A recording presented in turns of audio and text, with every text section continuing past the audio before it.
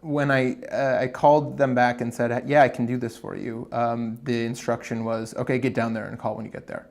Click. So, get out of town as fast as you can. On the way down there, I know some people who'd covered news in Roseburg, so I was able to send texts safely to these folks and say, who do you know? Is there anyone I should reach out to? Are you hearing anything through those connections? Facebook, as we know, blows up. So if you're someone with connections in Roseburg, you're seeing it on your feed. Through that, I was able to get a name and a number that I passed on to the Times when they called me. I didn't actually ever speak with that person. I don't really know if anything came to fruition from it. Roseburg is a tight-knit community, and people, you saw it right away. There was a guy, sort of, I think just a citizen, but a community member, sort of guarding the door to this conference hall where the parents were. And he was nice, but he wouldn't talk to you. He wouldn't say anything about what was going on, and he wanted to make sure that reporters weren't going in.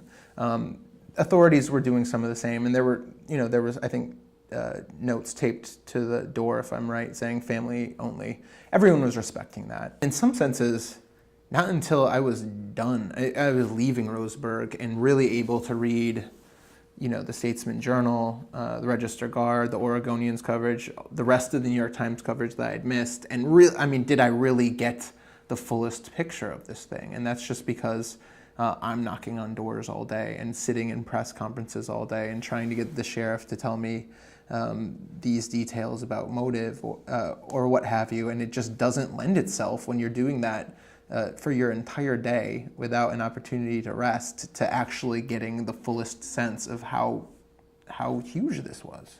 People were figuring out who the shooter was and where he lived.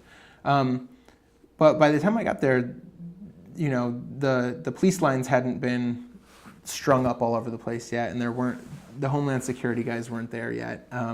So there were neighbors just sort of chatting about their experience with the shooter, and not always reliably. I think one guy said he would see him frequently pushing kids on the swing set, and I don't know that that's wrong, but nothing we learned about the shooter suggests that he had meaningful relationships with small children. A lot of people suggested he was more or less a loner who stayed inside a lot and would go to school, but otherwise liked to play video games or stay inside. So, but a lot of interest in the media interest at the apartment complex, if that makes sense. People circulating around, like little kids and their parents sort of gathering around as reporters set up their cameras and try to talk to the cops who are eating boxes of slices of pizza on top of their cruisers.